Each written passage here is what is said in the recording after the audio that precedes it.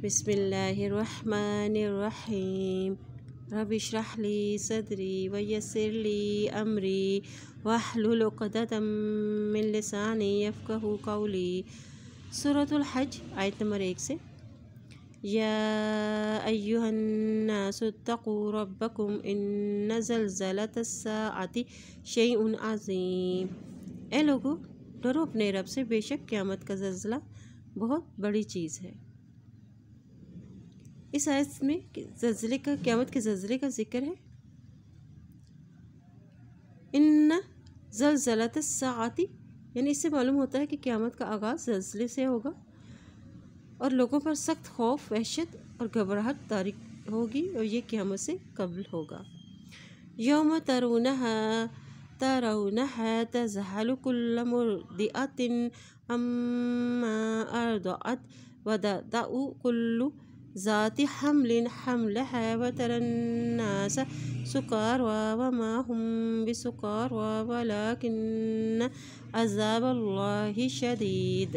اور جس دن تم دیکھو گے اس کو بھول جائے گی ہر دودھ پلانے والی اس کو جو وہ دودھ پلاتی تھی، اور گرا دے گی ہر حمل والی اپنے حمل کو، اور تم دیکھو گے لوگوں کو سکارى کہ وہ نشے میں ہیں، حالانکہ وہ نشے میں نہ ہوں گے، لیکن اللہ کا عذاب سخت ہوگا۔ وَمِنَ النَّاسِ مَن يُجَادِلُ فِي اللَّهِ بِغَيْرِ علم، اور لوگوں میں سے جو کوئی جھگڑتا ہے اللہ کے بارے میں بغیر علم کے۔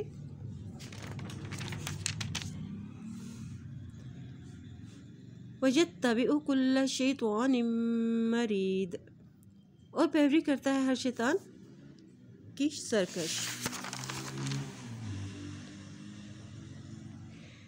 اور لوگوں میں سے جو جھگڑتے ہیں اللہ کے بارے میں بغیر علم، یعنی غور و فکر نہیں کرتے ہیں۔ علم کے بغیر کیسے جھگڑا، یعنی وہ بحث و مباحثے اللہ کی ذات اور احکام کے بارے میں جھگڑتے ہیں کہ اللہ دوبارہ پیدا کرنے پر قادر نہیں ہے یا اس کی اولاد ہے۔ اور اللہ کے غضب سے نہ ڈرنے والوں کی صفات بیان کی گئی ہے کہ وہ اللہ کے بارے میں بغیر علم کے جھگڑتے ہیں اور سرکش شیطان کی پیروی کرتے ہیں۔ اب انسان کیوں جھگڑتا ہے؟ کیونکہ وہ اپنے سے غفلت کے باعث شیطان کی دی ہوئی سوچ کے تحت اللہ کی وحدانیت کے خلاف جھگڑتا ہے۔ اب بغیر علم جھگڑنے سے اسے کیا نقصان ہوتا ہے کہ وہ اپنے لیے غلط راستے کا اختیار کر لیتا ہے، اور جو سراسر گھاٹے کا سودا ہوتا ہے۔ کتب علیہ انہ من تولاہ فانہ یضلہ ویہدیہ الی عذاب السعیر۔ لکھ دیا اس پر، بے شک وہ جو دوست بنائے گا اس کو تو وہ بے شک وہ بھٹکا دے گا اس کو اور رہنمائی کرے گا اس کی جلنے کے عذاب کی طرف۔ یعنی شیطان کی تقدیر میں یہ بات لکھ دی گئی ہے کہ جو اسے اپنا ساتھی بنائے گا تو یقیناً وہ اسے بھٹکا دے گا، اور شیطان کی پیروی کرنے والوں کا انجام کیا بتا دیا گیا ہے کہ وہ اس کو بھٹکائے گا اور رہنمائی کرے گا اس کی جلنے والی آگ کی طرف۔ یا ایہا الناس ان کنتم فی ریب من البعث فإنا خلقناکم من تراب ثم من نطفۃ ثم من علقۃ ثم من مضغۃ مخلقۃ وغیر مخلقۃ لنبین لکم ونقر فی الارحام ما نشاء الی اجل مسمى ثم نخرجکم طفلا ثم لتبلغوا اشدکم ومنکم من یتوفی ومنکم من یرد الی ارذل الامور لکی لا یعلم من بعد علم شیئا وترى الارض حامدة فإذا انزلنا عليها الماء اهتزت وربت وانبتت من كل زوج بهيج۔ اے لوگو، اگر ہو تم شک میں دوبارہ جی اٹھنے میں تو بے شک ہم نے پیدا کیا ہے تم کو مٹی سے، پھر نطفے سے، پھر جمے ہوئے خون سے، پھر گوشت کے لوتھڑے سے صورت بنا دیا گیا اور بے صورت کر دیا گیا تاکہ ہم بیان کریں تمہارے لیے، اور ہم ٹھہراتے ہیں رحموں میں جو ہم چاہتے ہیں مقررہ وقت تک، پھر ہم نکال لاتے ہیں تم کو بچے کی شکل میں، پھر تاکہ تم پہنچو اپنے کمال کو یعنی اپنی جوانی کو، اور تم میں سے کوئی جو فوت کیا جاتا ہے اور تم میں سے جو لٹا دیا جاتا ہے ناکارہ عمر کی طرف، تاکہ نہ جانے علم کے بعد کچھ بھی۔ اور تم دیکھتے ہو زمین کو خشک ہے تو جب اتارتے ہیں ہم اس پر پانی ہل جاتی ہے اور بڑھ جاتی ہے اور اگاتی ہے ہر قسم کی نباتات۔ اے لوگو، اگر تم قیامت کے بارے میں شک میں ہو، یعنی قیامت کے بارے میں وہ کس شک میں مبتلا تھے کہ قیامت آئے گی یا نہیں آئے گی، اس کی دلیل ہے کہ تم اپنی تخلیق پر غور کرو کہ اس رب نے تمہیں مٹی سے، پھر نطفے سے، اور پھر جمے ہوئے خون سے اور گوشت کے لوتھڑے سے پیدا کیا، یعنی اس ذات نے تمہیں ایک حقیر قطرہ پانی سے پیدا کیا اور اسے ایک حسین وجود عطا کیا، پھر اسے مختلف مراحل سے گزارتا ہوا بڑھاپے تک جا پہنچا دیتا ہے، اور بڑھاپے میں بھی انسان کی عقل، ذہنی اور یادداشت کمزور ہو جاتی ہے کہ اللہ کے لیے اس طرح دوبارہ زندہ کرنا کوئی مشکل ہے۔ اور دوسری دلیل مثال بیان کر دی گئی ہے کہ اللہ تعالیٰ نے زمین، بنجر زمین اور مردہ ہوتی ہے اور بنجر ہوتی ہے، لیکن بارش کے بعد یہ کس طرح زندہ شاداب ہو جاتی ہے اور مختلف اقسام کے نباتات اگاتی ہے، اس طرح قیامت والے دن بھی انسانوں کو بھی ان کی قبروں سے اٹھا کر زندہ کھڑا کرے گا۔ ذَلِكَ بِأَنَّ اللَّهَ هُوَ الْحَقُّ وَأَنَّهُ يُحْيِي الْمَوْتَى وَأَنَّهُ عَلَى كُلِّ شَيْءٍ قَدِيرٌ، یہ مثال بوجہ اس کے جو بے شک اللہ تعالیٰ وہی حق ہے، اور بے شک وہ زندہ کرے گا مردوں کو، اور بے شک وہ اوپر ہر چیز کے قادر ہے۔ اب ان مثالوں سے کیا ظاہر ہوتا ہے کہ اللہ ہی برحق ہے، یعنی اللہ کی بات سچی ہے، اور اللہ مردوں کو زندہ کرے گا، اور بے شک وہی ہر چیز پر قدرت رکھنے والا ہے۔ وَأَنَّ السَّاعَةَ آتِيَةٌ لَا رَيْبَ فِيهَا وَأَنَّ اللَّهَ يَبْعَثُ مَن فِي الْقُبُورِ، اور بے شک قیامت آنے والی ہے، نہیں ہے کوئی شک اس میں، اور بے شک اللہ اٹھائے گا جو قبروں میں ہے۔ وَمِنَ النَّاسِ مَن يُجَادِلُ فِي اللَّهِ بِغَيْرِ عِلْمٍ وَلَا هُدًى وَلَا كِتَابٍ مُنِيرٍ، اور لوگوں میں سے جو کوئی جھگڑتا ہے اللہ کے بارے میں بغیر علم کے اور بغیر رہنمائی کے اور بغیر کتاب روشن کے، یعنی ان کے جھگڑنے کی وجوہات بیان کی گئی ہیں کہ وہ کیسے جھگڑتے ہیں بغیر علم کے اور بغیر رہنمائی کے اور بغیر کتاب روشن، یعنی بغیر کسی دلیل کے وہ اللہ کے بارے میں جھگڑتے ہیں۔ ثانیہ عطفہ لیضل عن سبیل اللہ لہ فی الدنیا خزی ونذیقہ یوم القیامۃ عذاب الحریق، موڑنے والے ہیں کندھے اپنے تاکہ بھٹکا دے اللہ کے راستے سے، اس کے لیے دنیا میں رسوائی ہے، اور ہم چکھائیں گے اس کو قیامت کے دن جلنے کا عذاب۔ یعنی بغیر علم کے جھگڑنے والوں کا طرز عمل کیسا ہوتا ہے کہ وہ اپنے پہلو موڑ لیتے ہیں۔ ثانیہ عطفہ، یعنی جو بغیر علم کے اللہ کے بارے میں جھگڑتا ہے وہ تکبر اور اعراض کرتے ہوئے اپنی گردن موڑ لیتا ہے، یعنی حق سے منہ موڑ لیتا ہے۔ یہ سب کچھ وہ کیسے کرتا ہے؟ وہ بغیر علم کے، بغیر شعور کے اور غرور و تکبر میں کرتا ہے، اور کیا کرتا ہے؟ اور دوسروں کو اللہ کے راستے سے روکتا ہے، اور اس کا مقصد کیا ہوتا ہے کہ ان کو بھٹکا دے اللہ کے راستے سے۔ ایسے لوگوں کا انجام بتا دیا کیا ہے کہ ان کے لیے دنیا میں بھی رسوائی ہے، اور اللہ تعالیٰ انہیں قیامت کے دن جلنے کے عذاب میں مبتلا کریں گے۔ ذَلِكَ بِمَا قَدَّمَتْ يَدَاكَ وَأَنَّ اللَّهَ لَيْسَ بِالظَّلَّامٍ لِّلْعَبِيدِ، اور یہ بوجہ اس کے جو آگے بھیجے ہے تیرے دونوں ہاتھوں نے، بے شک اللہ تعالیٰ نہیں ہے ظلم کرنے والا بندوں کے لیے۔ اب بتا دیا گیا ہے کہ یہ عذاب کیوں ہے۔ ذالک، یہ عذاب ان پر اس وجہ سے تھا جو انہوں نے عمل کیے تھے، یہ عذاب ان کے اعمال کی وجہ سے تھا، بے شک اللہ تعالیٰ اپنے بندوں پر ظلم کرنے والا نہیں ہے۔ وَمِنَ النَّاسِ مَن يَعْبُدُ اللَّهَ عَلَى حَرْفٍ فَإِنْ أَصَابَهُ خَيْرٌ اطْمَأَنَّ بِهِ وَإِنْ أَصَابَتْهُ فِتْنَةٌ انقلب عَلَى وَجْهِهِ خَسِرَ الدُّنْيَا وَالْآخِرَةَ ذَلِكَ هُوَ الْخُسْرَانُ الْمُبِينُ، ان لوگوں میں سے جو عبادت کرتے ہیں اللہ کے کنارے پر، اور پھر اگر پہنچے اس کو کوئی بھلائی مطمئن ہوتے ہیں اس پر، اگر پہنچتی ہے ان کو کوئی آزمائش پلٹ جاتے ہیں اپنے چہرے پر نقصان اٹھایا دنیا اور آخرت کا، اور یہ ہے وہ دراصل کھلا خسارہ ہے۔ حرفن یعنی کہ معنی ہے کنارہ یا کناروں پر کھڑے ہونے والا، یعنی اسے قرار و ثبات نہیں ہوتا۔ یہاں منافقین کے رویوں کا ذکر ہے جو دین کے بارے میں شک کا شکار ہے، انہیں دین پر استقامت نصیب نہیں ہوتی۔ ان منافقین کو دین پر استقامت کیوں نصیب نہیں ہوتی؟ اس کی وجوہات ہے کہ کیونکہ ان کی نیت صرف دنیاوی مفادات پر رہتی ہے۔ اگر انہیں دین میں آنے میں اگر فائدہ پہنچتا ہے تو وہ مطمئن ہوتے ہیں، اگر کوئی آزمائش آ جائے تو وہ اپنے کفر و شرک پر پلٹ جاتے ہیں۔ ایسے لوگ خود غرض ہوتے ہیں، اور ایسے لوگوں کا انجام بتا دیا گیا ہے کہ دنیا کا اور آخرت کا خسارہ ہے، یہ کھلا خسارہ ہے۔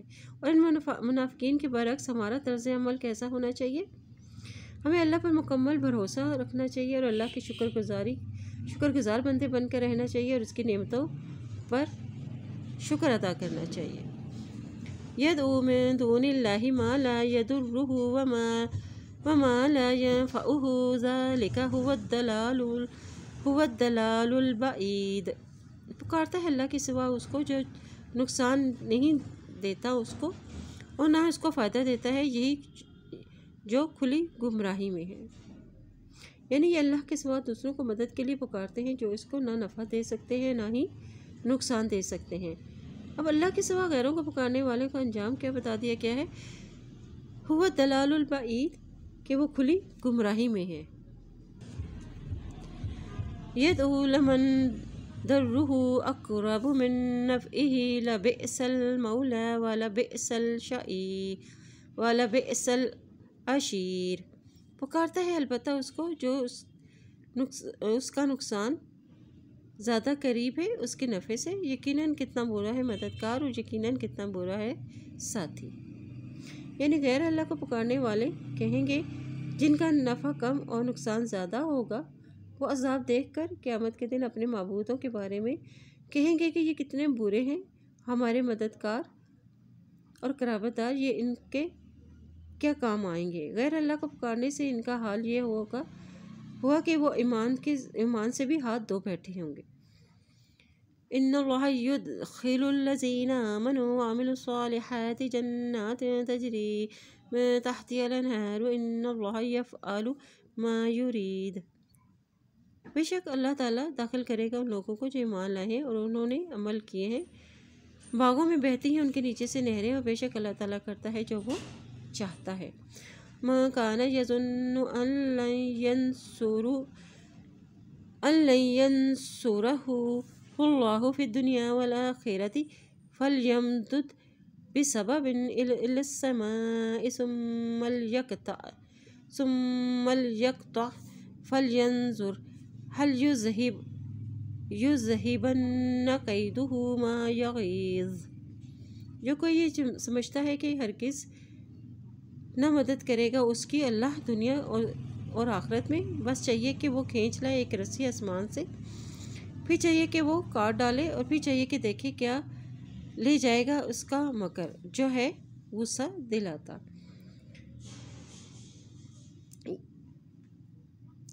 یہ چاہتے ہیں کہ اللہ اپنے پیغمبروں کی مدد نہ کرے دنیا اور آخرت میں، کیونکہ ان کے غلبے اور فتح سے اسے تکلیف ہوتی ہے، تو اسے چاہیے کہ وہ اپنے گلے میں رسی کا پھندا ڈال کر خودکشی کر لے، یا شاید اسے نصیحت واز اسے بچا لے، ایک رسی لے کر آسمان پر چڑھ جائے اور آسمان سے جو وہی آتی ہے اس کا سلسلہ ختم کر دے، پھر دیکھے کہ ایسا کرنے سے اس کا دل مطمئن ہوتا ہے۔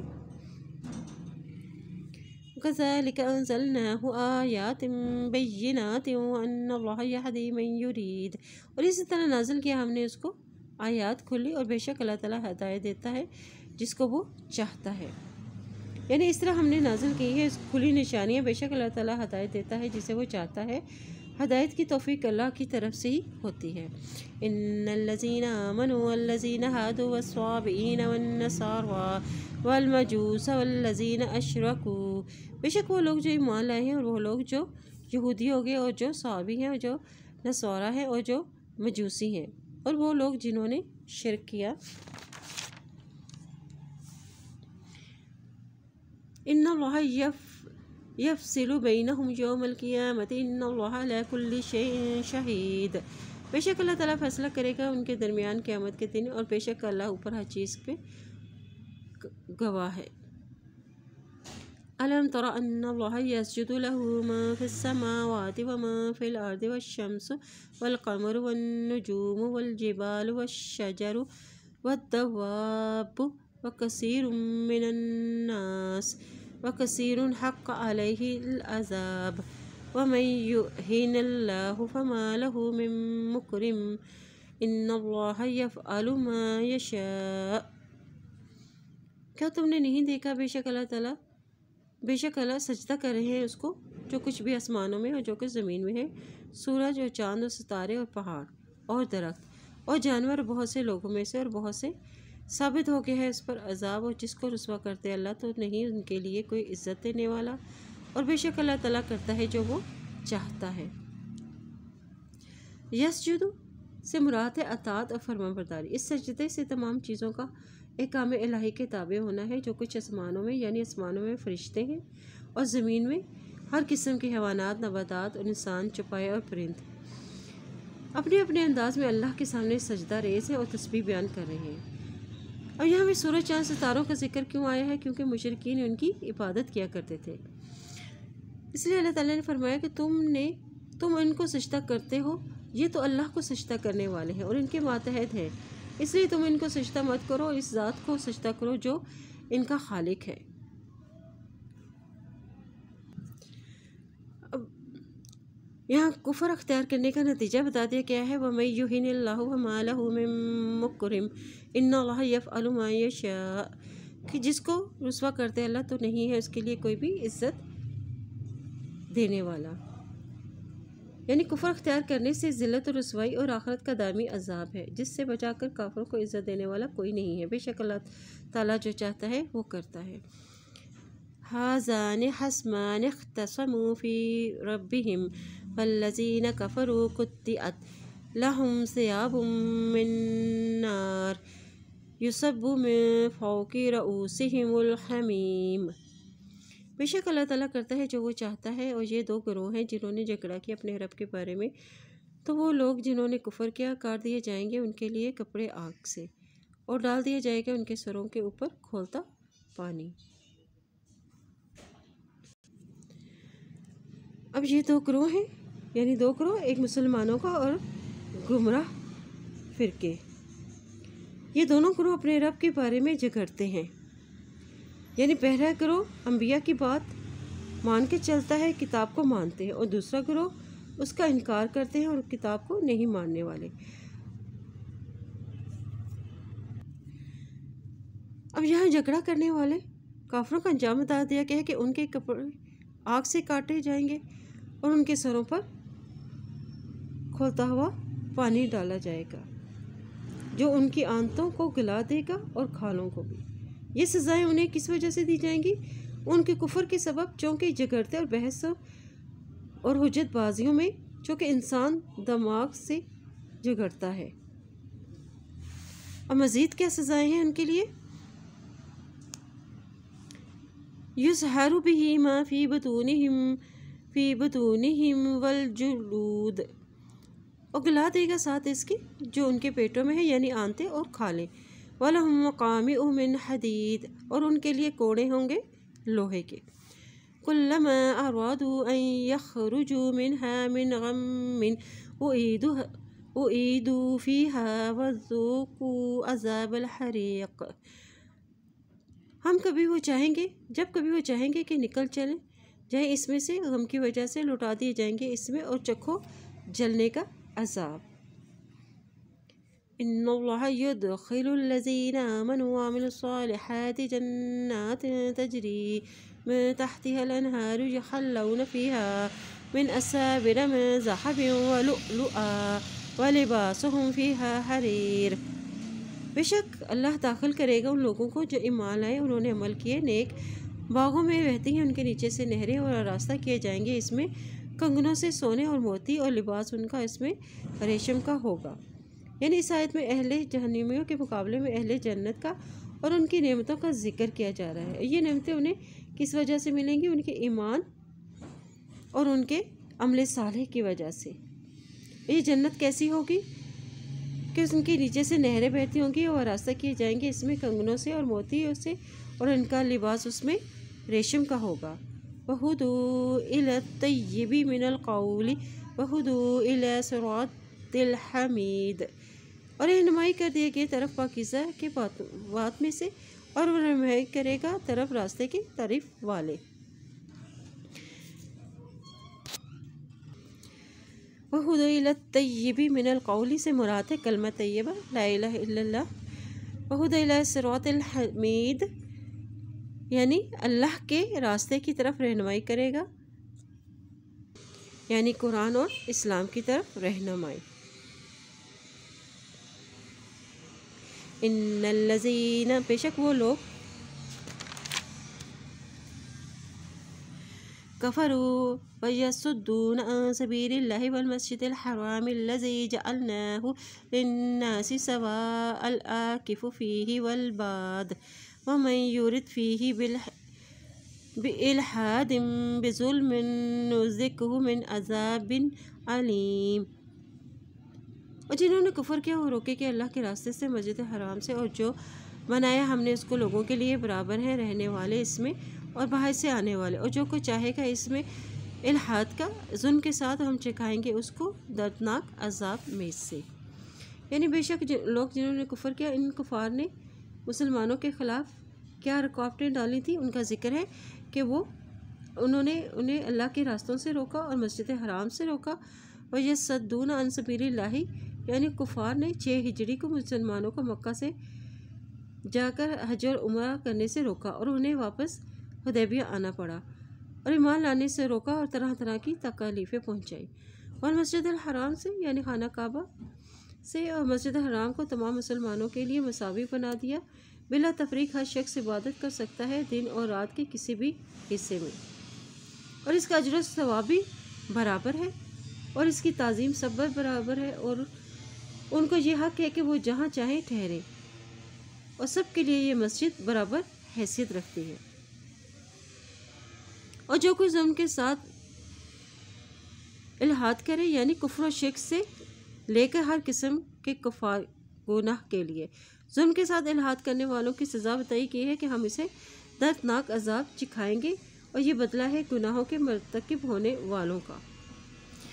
وَإِذْ بَوَّأْنَا لِإِبْرَاهِيمَ مَكَانَ الْبَيْتِ أَلَّا تُشْرِكْ بِي شَيْئًا وَطَهِّرْ بَيْتِيَ لِلطَّائِفِينَ وَالْقَائِمِينَ وَالرُّكَّعِ السُّجُودِ، اور جب جگہ مقرر کر دی ہم نے ابراہیم علیہ السلام کے لیے جگہ گھر کی کہ نہ تم شریک ٹھہراؤ میرے ساتھ کسی چیز کو، اور پاک کر دو میرے گھر کو طواف کرنے والوں کے لیے اور کھڑے رہنے والوں کے لیے، رکوع کرنے والوں کے لیے اور سجدہ کرنے والوں کے لیے۔ اب کعبہ کو پاک کرنے کا مقصد کیا تھا؟ چونکہ مشرکین نے اس میں بہت سارے بت سجا رکھے تھے جن کی وہ عبادت کیا کرتے تھے، اور اسے اس لیے پاک کر دو کیونکہ یہ عبادت کی جگہ ہے۔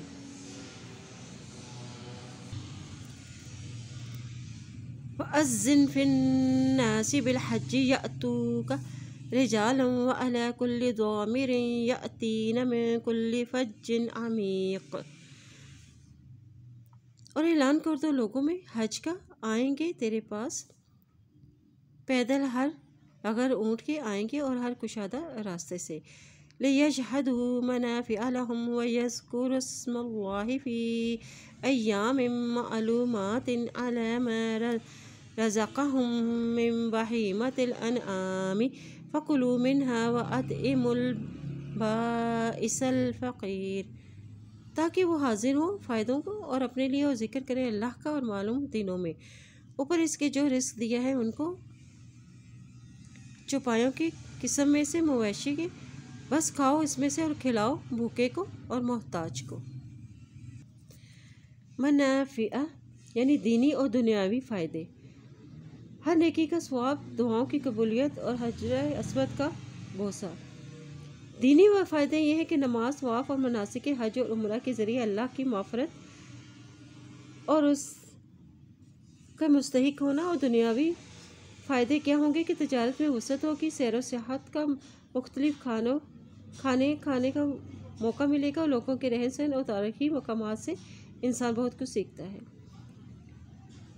ایام معلومات سے مراد ہے کہ ذبح کے ایام تشریق اور 3 دن یوم النحر 10 ذی الحج اور 3 دن اس کے بعد 11، 12 اور 13 تک قربانی کی جا سکتی ہے۔ اور قربانی کرنے کے بعد کیا کرو؟ قربانی کرنے کے بعد خود بھی کھاؤ اور محتاجوں اور بھوکوں کو بھی کھلاؤ۔ اب ان آیات سے اعلان حج کا پتہ چل رہا ہے۔ ذَلِكَ وَمَنْ يُعَظِّمْ حُرُمَاتِ اللَّهِ فَهُوَ خَيْرٌ لَهُ عِنْدَ رَبِّهِ وَأُحِلَّتْ لَكُمُ الْأَنْعَامُ إِلَّا مَا يُتْلَى عَلَيْكُمْ فَاجْتَنِبُوا الرِّجْسَ مِنَ الْأَوْثَانِ وَاجْتَنِبُوا قَوْلَ الزُّورِ۔ اور یہ بات ہے کہ جو تعظیم کرے گا حرمتوں کی اللہ کی تو بہتر ہے اس کے لیے اس کے رب کے نزدیک، اور حلال کیے گئے تمہارے لیے چھپائے مگر جو پڑے جاتے ہیں تم پر، بس بچوں گندگی سے اور بتوں سے، اور بچوں جھوٹ بولنے سے۔ حنفاء للہ غیر مشرکین بہ ومن یشرک باللہ فکأنما حر من السماء فتخطفه الطیر او تحوی بہ الریح فی مکان سحیق۔ یکسو ہو کر اللہ کے لیے نہ شرک کرنے والے، ساتھ اس کے جو شریک ٹھہرائے گا ساتھ اللہ کے تو گویا وہ گر پڑا آسمان سے تو اچک لیا اس کو پرندوں نے، یا پھینک دیتی ہے اس کو ہوا اور ایک دور کی جگہ میں۔ ذَلِكَ وَمَن يُعَظِّمْ شَعَائِرَ اللَّهِ فَإِنَّهَا مِن تَقْوَى الْقُلُوبِ۔ یہ بات جو تعظیم کرے گا اللہ کے شاعر کی تو بے شک وہ دلوں کے تقویٰ میں سے ہے۔